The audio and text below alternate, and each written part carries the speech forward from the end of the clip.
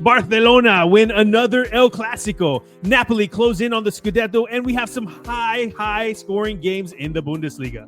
Snooze, the Kings have their crown in the Premier League. Your Liverpool has won. They have won the Premier League title, and damn, it feels good. This is going to be a hard one for me to get through because I'm really giddy. But Snooze, this is episode 63. A lot more to talk about. Kick us off. Let's dig in.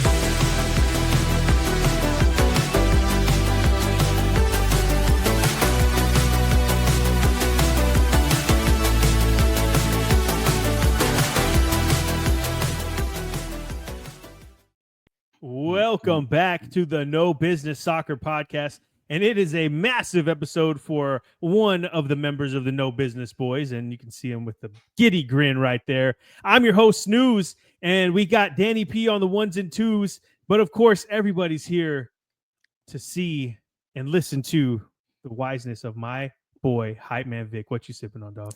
Well, I'll tell you what I got today. This is something I usually always celebrate with, and it's because I'm Mexican.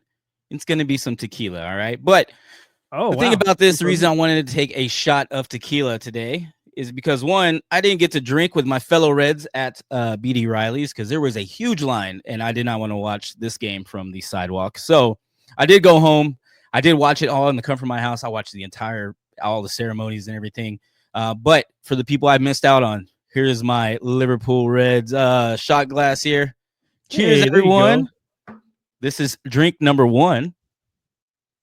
Oh, you're just shooting. Okay. Yeah. All right. There we go. That's how you celebrate when you're Mexican. And that's Fortaleza, by the way. You know, it's kind of crazy to think about your team winning another title because they were the last one. I'm talking about all of our teams. Danny P, Brainiac, all of our teams. Liverpool's the only team that's won two titles in the past, 6-7 years at least. So yeah, I don't know how it feels for any of my teams. So congrats, man. Congrats. Well, I appreciate it. And again, that's drink one because, it is a celebration. So we have to. Oh, he's trying. Pop some kind of bottle here. We got to have some champagne going. Oh, okay. Oh man, this is yes. Tough. Bring out the champagne glasses and congratulations, Liverpool. All the Reds out there. This is for all of us who got discounted because we won last time during the COVID years. No, this is what all this. Cheers. While I'm pouring this up, please subscribe. It's the best way to promote us. And now that we won, I swear I'll calm down on the Liverpool stuff. So you might like us a little bit more. Cheers. Go ahead and like 3 more weeks. Yeah. And thanks for joining us today.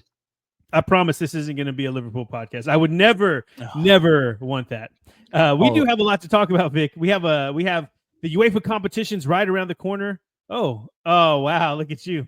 The UEFA competition change of sceneries in effect here as well. Look at that. We have a Wrexham recap. We have all the leagues to cover except for La Liga because they had the Copa del Rey or the King's Cup, as Jaime Vic once said.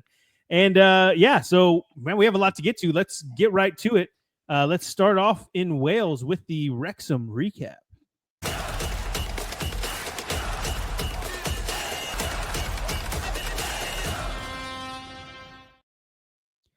Yes, they did it.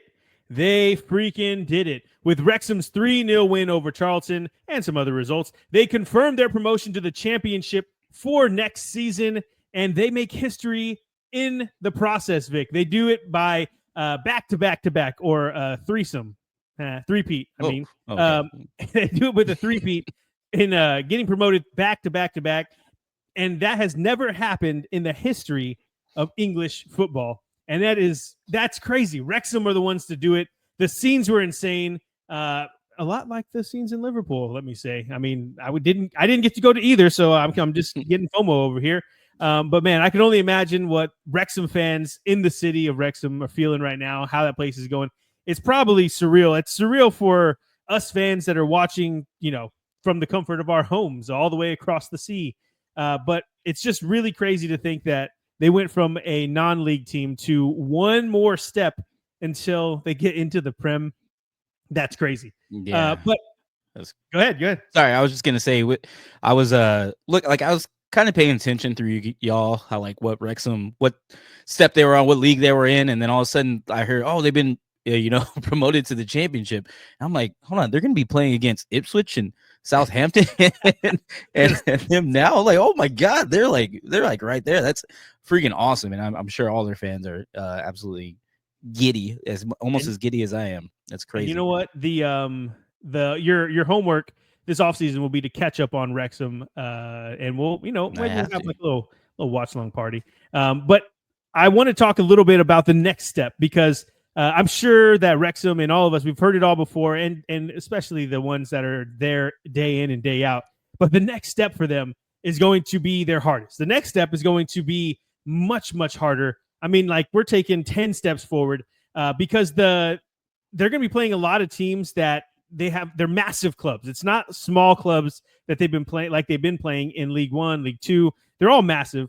And some of them are just coming off getting a bunch of cash from being in the Prem. And then obviously they have a lot of billionaires backing these teams now. It's not just I don't want to say, let's put it this way. The money that Ryan Reynolds has is not a lot compared to some of the Saudi billionaires that own some of these teams in the championship.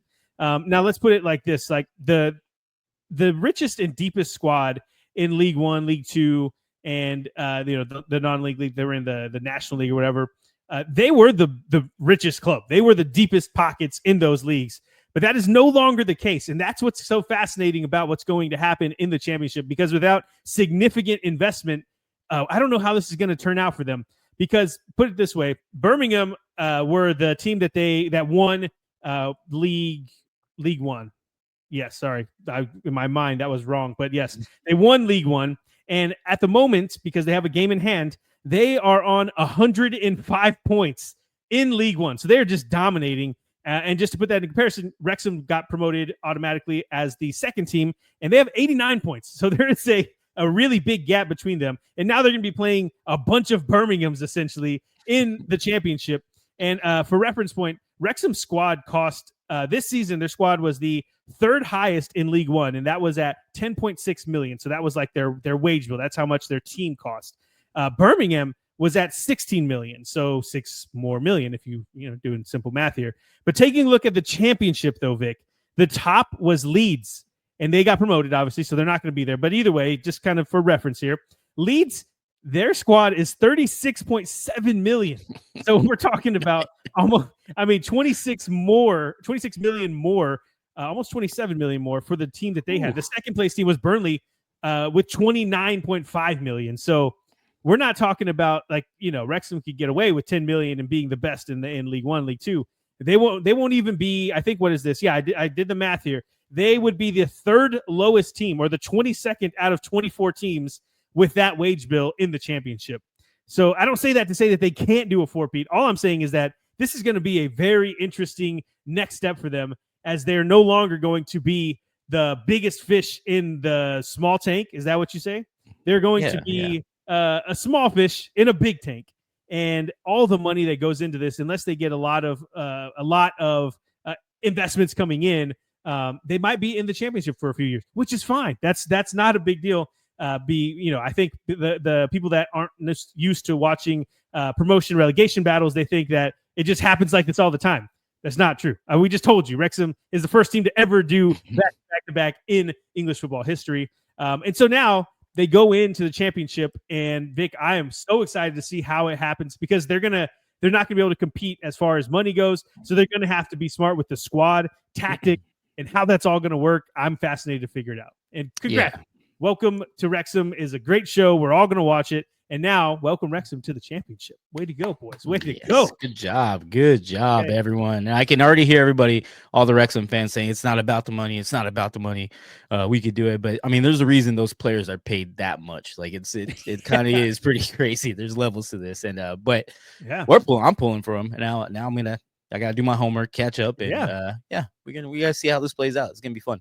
It's insane to think about. Like, once you watch it, you'll understand. But, like, where they started from a stadium that like had 2 stands that weren't working properly, and you playing teams that none of these teams you'd ever heard of, to now being in the division right below the Prem. That is just insane. Blows my mind. Okay. We could rattle on all day about that, but we have a lot to cover. So let's move on. Vic, I think first, do we need to? No. We're doing the recap. So let's jump right to Italy. Let's do it then. To Serie A.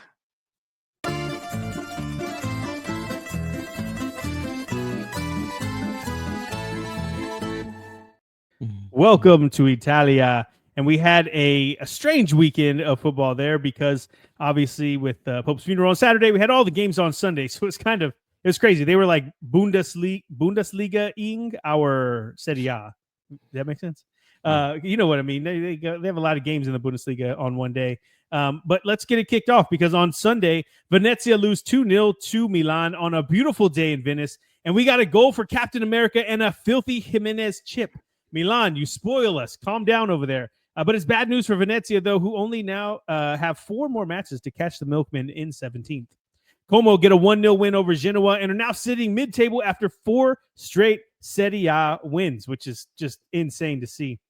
We said in the preview that the last few matches for Como would be all about growing and building and getting momentum going into the offseason and obviously into the next year of the Serie A. And it looks like they're doing just that. I can't wait to see what they do over the summer. Fiorentina get 2 first-half goals to beat Empoli 2-1 in Florence. And with that win, they keep pace with Lazio, Roma, and Bologna for those final European spots. And it is getting tight in that table. Vic will show us here in just a moment. Inter were beaten 1-0 at San Siro by Roma. And I can't say that I didn't see it coming because we talked about it in the preview. We'll break this one down here more in a sec. Juve get a 2-0 win over Monza to get back on track. And it was a long-range goal from Nico Gonzalez and a smooth finish from Kolo Muani. The only blemish on the night was Yildiz getting a straight red for bowing a dude in the face. Come on, Keenan. You got to get it together. Atalanta draw 1-1 with Lecce. Typically, I would come on here and blast Atalanta for a result like this with a team that's so far down in the table. But, Vic, there's some crazy drama and circumstances surrounding this game, and we'll discuss that here in a moment as well. Napoli saw the Inter result and knew that they had to get it done, and they did it with a 2-0 win over Torino, a brace from none other than the Scottish legend McTominay. And Vic, I don't know if you know this, but this dude is single-handedly making haggis sales in Naples skyrocket right now because this dude is on fire. On Monday, Udinese and Bologna go 0-0. Verona fall at home to Cagliari 2-0, and that is a crucial 3 points for Cagliari as they now have put an 8-point gap between them and the relegation zone, essentially sealing their safety. Lazio split the points with Parma in a 2-2 draw, but this was points dropped for Parma as they went up 2-0, and if it weren't for Pedro coming off the bench to score a brace for Lazio, they'd be looking at an embarrassing loss at home. Okay, Vic, where does that leave us in the table in Serie A after match day 34, sir? Yes, sir. After match day 34, we have a new number 1, Napoli. They were actually behind Inter Milan, but Inter Milan just don't seem to want it with 2 straight losses. They were on top with goal differential in the last week actually, because they were both tied 74, but 71. Napoli got the win and are now at 74 in the number 1 spot. Inter Milan, again, losing 2 straight, are now at 71 points or stay at 71 points, followed by Atalanta, 6 points behind them. They have 65 points in the number 3 spot, and then Juventus round out our top 4 with 62 points. I'm gonna also call out the next all the way down to 8 because from 62 points down to 59 points, you have Bologna, who are in the number 5 spot, tickling our top 4 with 61 points. Roma have 60 points in the 6th spot. Lazio also have 60 points in the 6th spot, and then Fiorentina in the 8th spot have 59 points, just 1 more point behind them, and it's just so tight right there. Like if Fiorentina wins and they're in the 8th spot right now, and the rest of everybody else lose, they're in the 3rd spot, go from 8th to 3rd. Pretty incredible. It's crazy.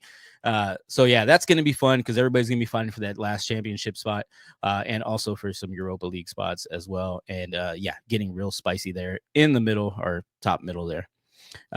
No spice at all at the bottom here. You got Venezia. They have 25 points. They are in the 18th spot, first team relegated if the season ended today. Empoli also have 25 points. They are in the 19th spot, just behind Venezia, of course, on goal differential. And then Monza, my God, boy, oh boy, Monza, just holding up the rest of the table, still only have 15 points. And all 3 of these relegated teams, or would-be relegated teams, are doing their best to stay on the bottom. They both all 3 of them got losses this past week. And yeah, doesn't seem like anybody wants it. It's pretty crazy because the teams above them aren't really getting wins either. There's draws. I think there's 1 win the past, looks like 18 games for the 3 teams above them. Pretty crazy. Yeah. So doesn't seem like anybody wants a lot of yeah, there's some going on. There's some room to make up here, and yeah, we'll see how the rest of the season goes. There's only 4 games left? 4 games left, right? 5 games left? Mm-hmm. 4 games left. So yeah, getting real tight there on the bottom as well. I don't know if I should have said that, but Snooze, anything on the table you want to talk about or call out while we get here? Good. All right. Well, I know you said there was some drama with Lecce and Atalanta. Tell us a little bit more about that and this past weekend. Yeah, this was crazy. I think it was on the recap. No, the look ahead show. We were talking about how I knew that there was a match on Friday, but there wasn't one anymore. And I thought I'd chalk it up to, maybe it was rescheduled to Sunday because of the Pope's funeral, something like that. But it turns out that was not it. On Thursday night, one of the Lecce physiotherapists named Graziano, I'm a butcher's last name, so I'm just going to say Graziano. He passed away in their hotel in Bergamo the night before they're supposed to play. And what they're saying, it looks like he passed away from a heart attack. And obviously the team was shook, which, Vic, if you recall, this happened to Barcelona not too long ago, too. So, This is crazy that it's happening like this.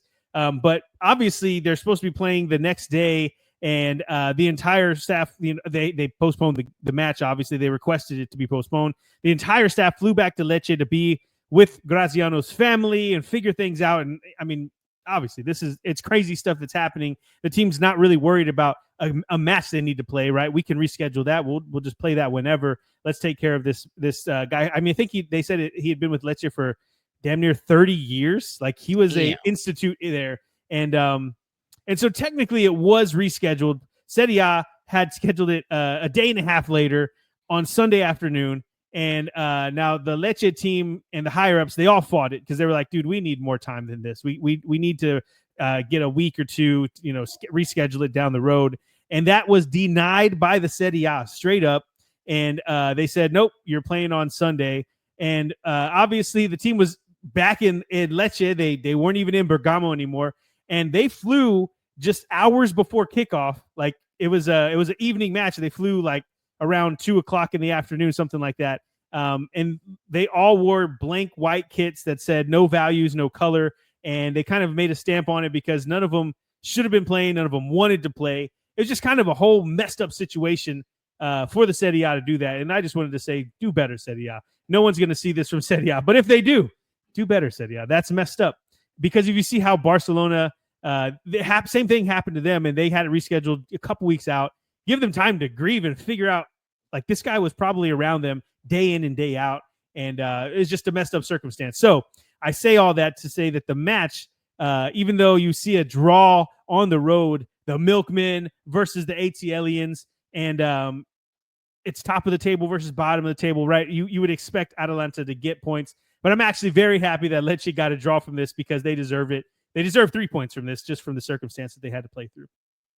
Okay. Yeah, that pretty crazy. And I like, even if they moved it on Monday, like we had 3 games today, like they could have moved it to Monday as well. Like it didn't have to be a day and a half. That's crazy. It's insane.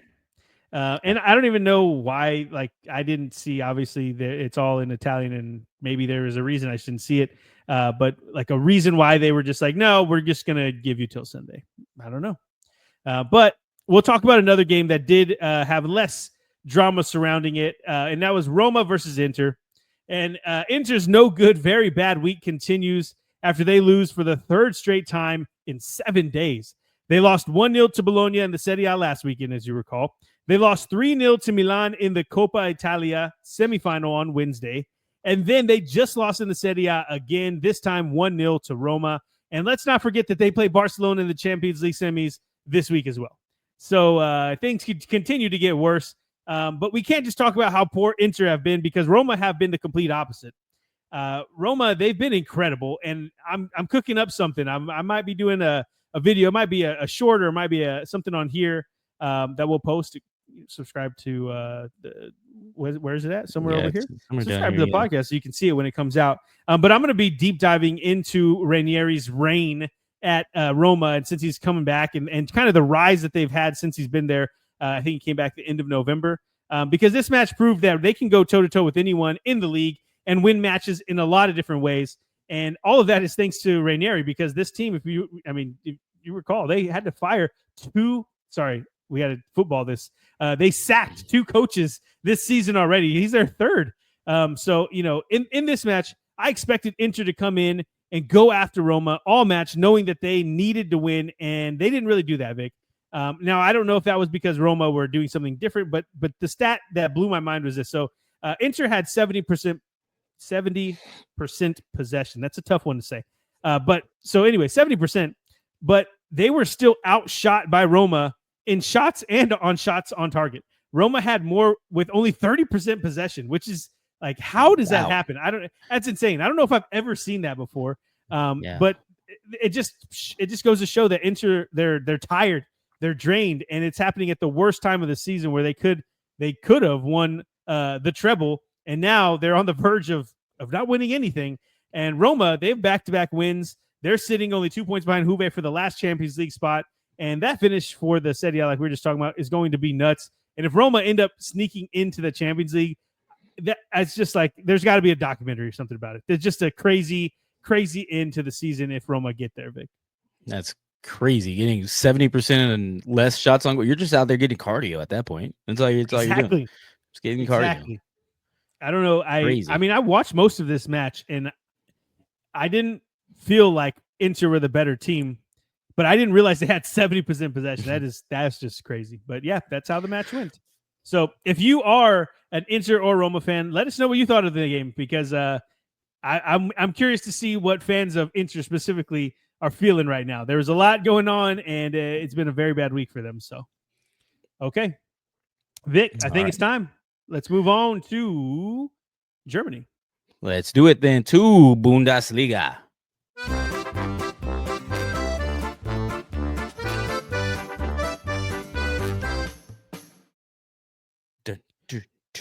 All right.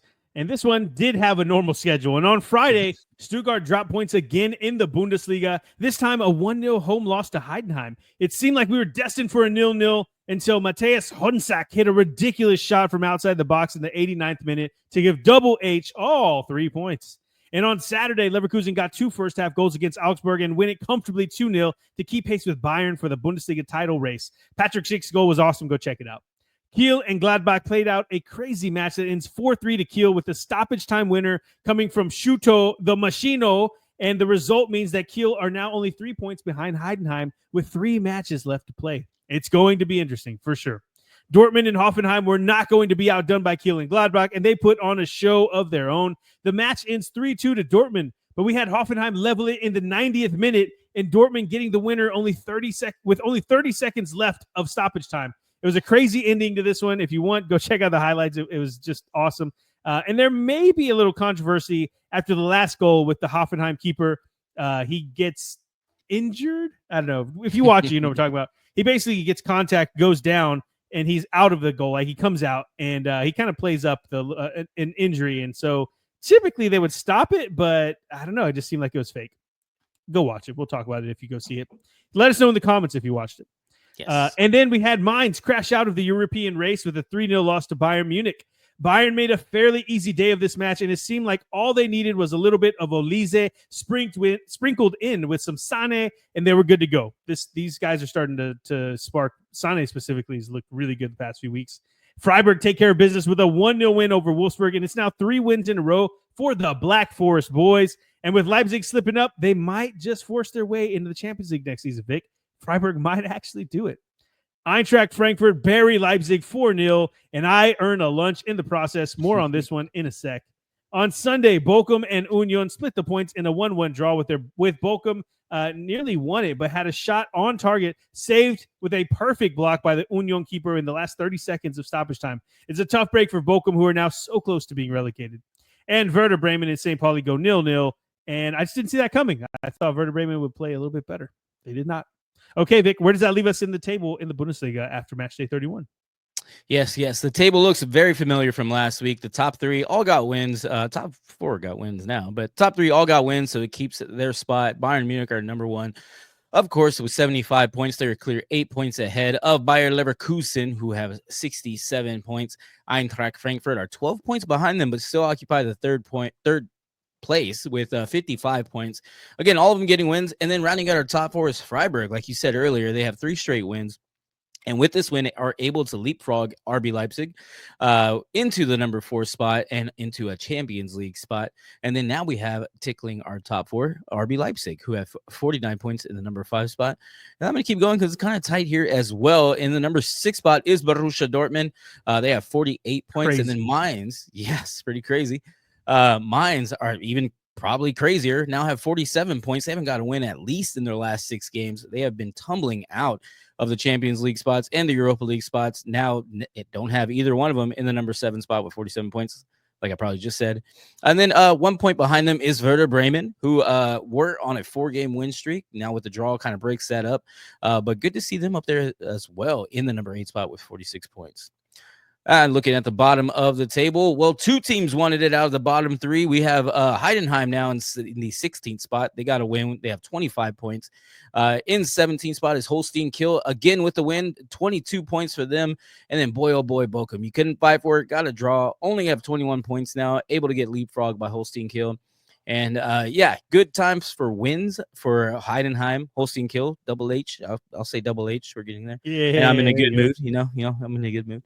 But yeah, that bottom of the table, Bochum could not afford those teams to get a win. They actually probably can't afford any losses or draws. They need to get on the winning column themselves, but in the winning column themselves. But yeah, getting pretty crazy down there. I still think they're still going to be the bottom 3, regardless of what happens for the rest of the season. There's just a 5-point gap there, so.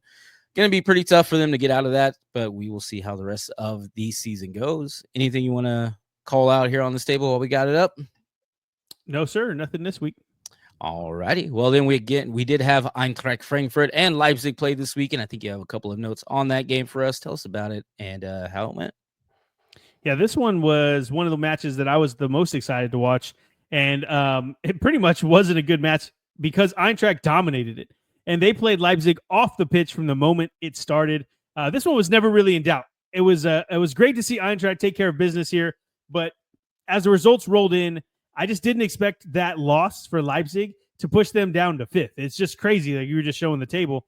But with Freiburg going on a tear, 5th place is where they are, with Dortmund now in 6th, and which is crazy in its own right. The fact that Dortmund has moved all the way up to 6th. We were talking about, like, man, they're closer to relegation at one point than they were in the top 6. But they're only a point behind Leipzig. And if you watch the match, or at least watch the highlights of the match, it seemed like Eintracht Frankfurt came into this match determined to dominate, not just win it or not just go for the draw, which was kind of what we've been wanting to see from this team.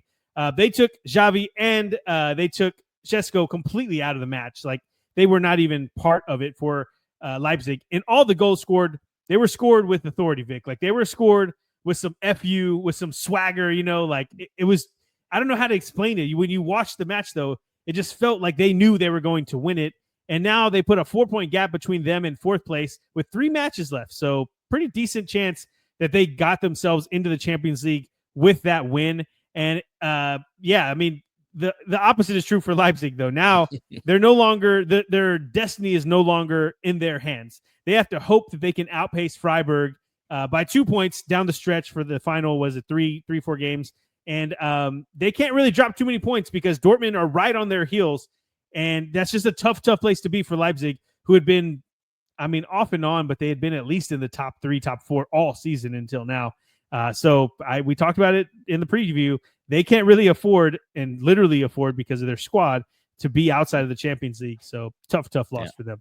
I think Eintracht Frankfurt just tuned into the No Business Soccer podcast, got pissed off because I picked RB Leipzig, and was like, you know what? We're going to get Adam some lunch. And they went out there and just handled business like grown-ass man. Yeah. Oh, yeah. And, there you go. Yeah. Grown-ass men. Yeah, now I owe you lunch, but whatever. Yeah, I think I owe you. I'll buy everyone lunch right now. Yeah. So I think I owe you lunch, too, from the Euros. So, maybe we just go have a good lunch together. How about that? We can do that. Yeah, we can do that. Danny P says, "Oh, really? You're buying everybody lunch? All right, we good." You know what? Yeah, let's do it. Let's do it. Let's do it. Hey, yes, yeah. Hey, Neil never walk alone. Tell you that. Okay, let's knock this out. Then we're almost there, and I'm sure you want to talk about it. So let's move right along to England. Let's do it to the Prem.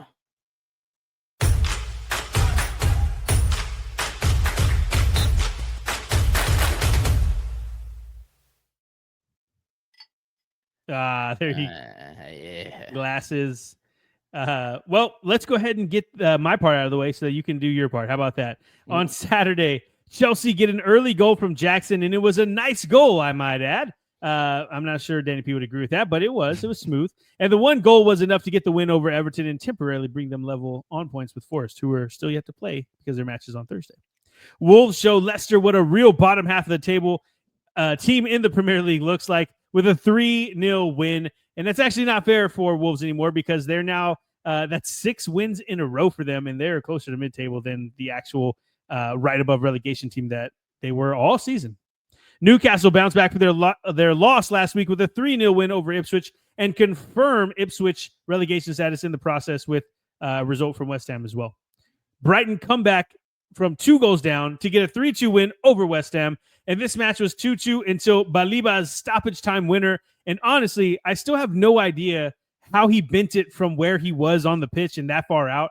Just go check it out. If you haven't seen it, it was the match in its own right was a fun one. But the Baliba winner was just crazy. Like the match, the what's the view from like, I guess is like goal side. Like it's behind him. And you just see the ball. He's here, and the ball goes like outside and comes back. It's insane. Just go watch it. Fulham left it late, but they get a 2-1 win over Southampton. And the main talking point from this, though, is that Sessegnon is becoming a man in front of our eyes. He's just a grown-ass man now, and it's really cool to see him, especially from the kid that went to Spurs so young and didn't really get a chance. Good on you, Sess. On Sunday, Bournemouth and Manchester United in 1-1 thanks to a Hoyland stoppage time equalizer. Hoyland's a striker that plays for Manchester United. You probably never heard of him because he never scores. But it's not a good time for the Cherries to drop points as Fulham and Brighton get wins. Liverpool win the Premier League title with a 5-1 win over Spurs. We'll talk about this one more in a second. And Vic, that is a dope scarf you got there. Yes, it's the official supporters club of Austin. I was on the other side too, so yes, I've had it out ever since. I wore it while I was watching the game. It was hot in my house, but it was still fun. It was still fun. I'm sure you want to take one last. Well, it's not one last look, but one last look. Before we crown your team, the Kings. I don't know how you want to put that. Anyway, what does the table look like after Matchday 34? I'm sure you're excited. Well, we have our bright and shiny star on top. Liverpool have clinched the Premier League title with their win against Tottenham Hotspur. It was even better that it was Tottenham 5-1. A great game. We'll go on to the rest of the table though, because I could talk about this all day. Arsenal in the number 2 spot. Oh, they clinched with 82 points, by the way. Let me at least throw that out there. Arsenal in the number 2 spot. They have 67 points. Newcastle United in the number 3 spot, 5 points behind them with 62 points. Manchester City have still snuck their way into the top 5. Unfortunately, they're in the number 4 spot with 61 points. And then Chelsea round out our top 5 because we have at least 5 going to the Champions League so far. Still got a lot to play, but they have 60 points, and also tied with them is Nottingham Forest in the number 6 spot with 60 points as well. They hold on to that Europa League spot for the time being until we figure out just how many Premier League or Champions League spots we are going to occupy for the Premier League. And if we look at the bottom of the table, I can tell you points. I can tell you all kinds of things, but all you need to know is that the 3 relegated teams have been decided. Ipswich Town, Leicester City, Southampton will be playing with Wrexham next year. It's pretty crazy. Crazy. That is insane. They will be playing with Wrexham next year. They have all been mathematically eliminated from the Premier League down to the Championship. And we welcome Leeds. We welcome Burnley next year. And hopefully Liverpool can do it again. Ain't that right, guys? Yeah. Back to back. Yes, sir. Back to back. Cheers, everyone. Cheers again. Cheers. There you go. Well, look, there's no need to dwell on it much longer, Vic. Let's talk about the match and talk about the season ahead. And I know we talked about it on the preview, but in case someone didn't see the preview, the couple of thoughts that I had on not the match, because the match didn't really matter. I mean, it mattered for one team, I'll tell you that much. But really what I mean is the result is what it is, and your team won the league. But now I'm excited to see next steps. And I want to know how you feel about not only the league, but your next steps. What do you think Slot will be doing next season to make sure that they can build on this and get back-to-back titles. Yeah. So first and foremost, I will say that it's been great. I've gotten congratulated by like 4 people. I didn't even do anything. Like I'm not.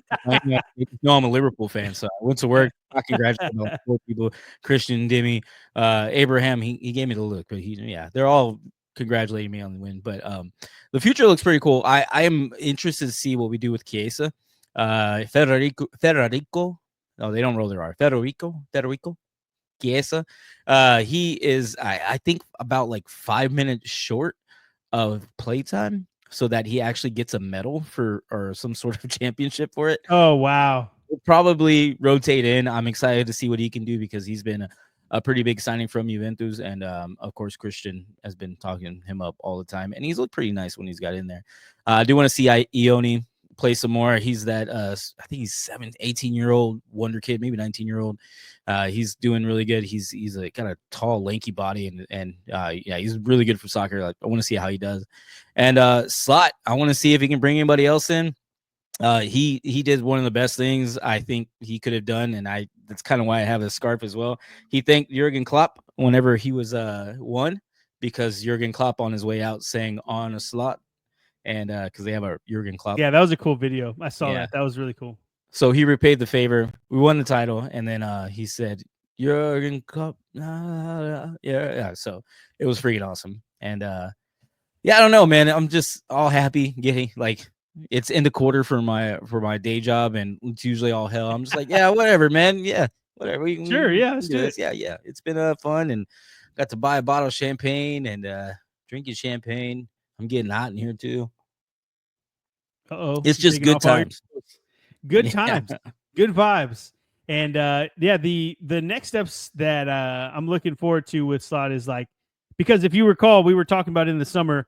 They only signed Chiesa. There was no other signing. So as much as it's awesome to see Slot win this was Klopp's team, right? Yeah, so he didn't build this. He's just kind of like running the same thing, and it was a well-oiled machine.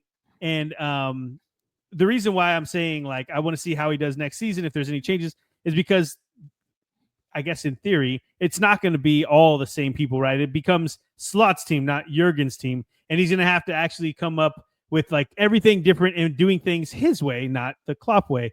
And even he said it, like, why changed it? This team was so good. There's just run how it's working.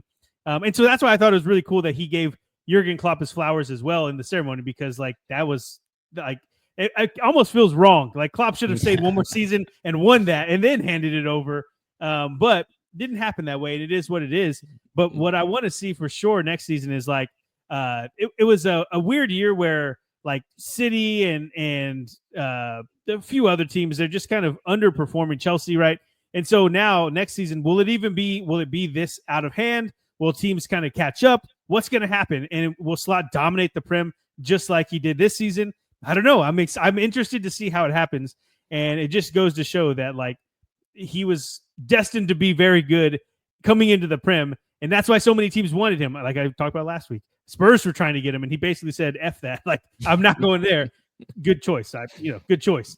And so now it'll definitely become, with success, it kind of like breeds expectation, right? So winning the Prem is awesome, but now is it going to be, okay, we did that. Do we focus on, like, is it Champions League or bust? You know what I mean? Like, that's what I'm interested to see, how the bar gets raised, and then what he does with the opportunity once it becomes like his squad, not the Klopp squad. I'm excited to see it. And I will say that he did inherit a really great team, so much. But Liverpool are notorious, almost like for your football guys out there. The Dallas Cowboys make no offseason moves, no matter what. No free agent moves, no matter what. Liverpool do the same thing. Make no moves whatsoever in hardly any transfer window. And so even though Slot did inherit a really good team from Klopp, they do play very different kinds of football. And Slot, I mean, it's enough to tell me that, Virgil came back and Salah came back. They're 2 stars, the 2 bright and shining stars on the team, because they want to keep Wasn't playing. There 3 stars? There's one half-lit star right now. We don't know what he's going to go to. Talking about Trent Alexander-Arnold, he didn't want to do any he didn't want to do any interviews after the game as well. He was like, no, let me just enjoy this. We'll talk about my future later. So he's probably gone. But we do have a lot of young talent. We have Bradley, we have Harvey Elliott, and their Simicast might be around for a little bit longer as well. Chiesa is probably going to stay around. I mean, he's not the youngest, but we still have a lot of talent out there. Ioni, who's a little wonder kid as well, he's going to be great. And we're going to see how well we can keep this dynasty going, and if it's the slot machine that keeps paying out jackpots. Wow, look at that. Yes, sir. Yes, sir. That's not mine. That was the commentators who said it. Oh, okay. But yeah. And we're going to see how it goes, but this is a amazing first step because, one of us got some hardware. You know what I'm talking about? We got some hardware. And Tottenham's not out of getting hardware either. Where we got that's true. Yeah. We got some stuff we still have to talk about this episode. We actually didn't even talk about the match itself. When I saw the lineup, I noticed that the forwards were our starting forwards, and I was like, okay, this is stupid. This match means nothing to us. We're going to lose it anyway. Why are you going to risk these guys getting hurt when we have the mighty Bodo Glimt coming up, which I'm excited to talk about? And then I saw the defense, and they rotated the whole back line, the center backs, even our wingers, well, wing backs, left back, right back, whatever you want to call them. And then they were even starting some teenagers in the midfield. Archie Gray, he's started a lot of games this season, but he never started in the midfield. So it was kind of interesting to see it. And as soon as I noticed that, I think it was already like 1-1 at that point, maybe 1-2, I can't remember. And I saw that and I was like, oh, didn't even notice. Obviously, got a newborn. There's a lot going on in my household. And so I was like, yeah, it's easily going to be 4-1, like easily going to be 4-1. And they outdid it. They did 5-1. Yeah. So there you go. So yeah, I mean, I'm glad that Spurs did the rotating that I wanted them to, because with the next discussion that we're going to have, Vic, it's going to be vital and it's going to be important to have some rested legs. But we're not leaving without giving a proper congrats to Liverpool and Vic. Congrats. Way to go. Appreciate it. Thank you. All right. Hopefully we'll do it again next season. No. Okay, we're done. All right, let's move on to the UEFA competitions.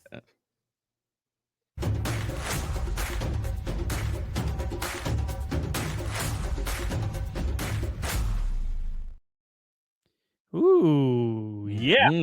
You know what time it is, baby. I'm excited here. I do not know what time it is. We're not in any European tournament. Oh, no, it's all good. You already won a trophy. Who cares? One is good enough. And we'll start off with the Conference League because they throw down on Thursday. And if you recall, that it is the semifinals, and we have some good matchups here. We have Real Betis versus Fiorentina and Djurgården versus Chelsea. Chelsea, they've been dominating every match. I don't even think they've drawn one match. I think they've won every single match. I don't know for a fact, but man, Chelsea have just been tearing through this league. But the match that we're really interested for, our Fiorentina versus Real Betis, who have been on freaking fire. Anthony's there, Isco's there, they're tearing it up. I can't wait to see that. That's going to be a fun match. The first leg is in Spain. And man, yeah, Fiorentina, they've turned it on a bit of late, but they were scaring me a bit. They had a dip in form, but this is where they come alive. And yeah, I'm really looking forward to that one, Vic. It's gonna be fun. Mm-hmm. Excited to see it. Oh, you're right there. I had to get my water. All right. The next match, we don't need to talk about Chelsea versus Djurgården. You know who's going to win that one. So let's move on to the Europa League. And in the Europa League, we have the two semifinals going on. One of them is Athletic Club versus Manchester United. The first leg of that match is in San Mamés in Spain.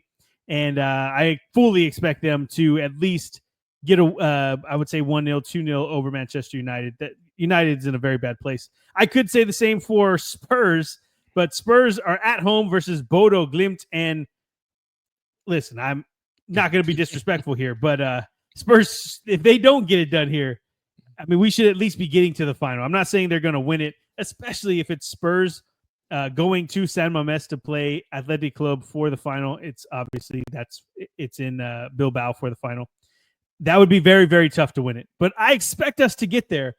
And we start off at Tottenham, in Tottenham for the first leg of the semifinal. And I'm excited for it. I want to see a pretty sizable gap, Vic. I don't know how to say it without sounding like just like I'm expecting. I've had to do the same thing all year, man. Like we should end up getting out of this match 2-3 or 2-1, 3-1, something like that. And with that kind of score, you feel pretty confident that we can go and at least get a 1-1 or 1-0 in the second leg where are they from? Sweden, Norway, something like that. Norway, yes. So I feel like that's a possibility. But it has to happen this first leg that's going down in North London. We have to at least come out of that with 2 or 3 goals. And if we don't, that's not good. Like, I don't want to see, just as a mutual fan of the sport, I don't want to see Bodo Glimt versus Athletic Bilbao, because that would be a bloodbath on home soil for Bilbao going into that final. And that's the Europa League semifinals. But the main event is the Champions League. And we have Arsenal versus PSG. And that is on Tuesday. When you're watching this, it'll be today. Arsenal versus PSG. And that is at the Emirates for the first leg. And man, I'm excited for that one. Arsenal, they're just they surprised me. The way they beat Real Madrid. Now, Real Madrid, they haven't been themselves as of late. But either way, Arsenal will take it. And this is a competition that they completely dominate all the time. And Arsenal took them behind the shed.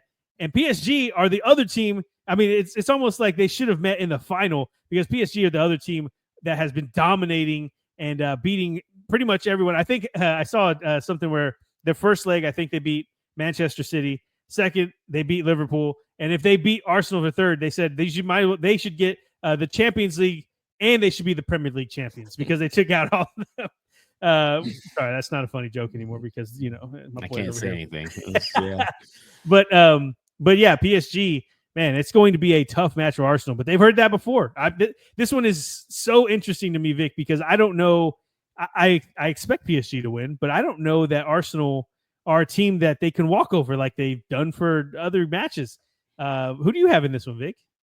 I mean, I still have PSG. I mean, they beat. Okay. Liverpool. Oh, so you're not doubting it at all. They're obviously the best team in the Champions League if they beat Liverpool. So they're gonna win. I'm gonna say like 4-2. Let's get crazy. Wow. Okay. Okay. Aggregate 6-3.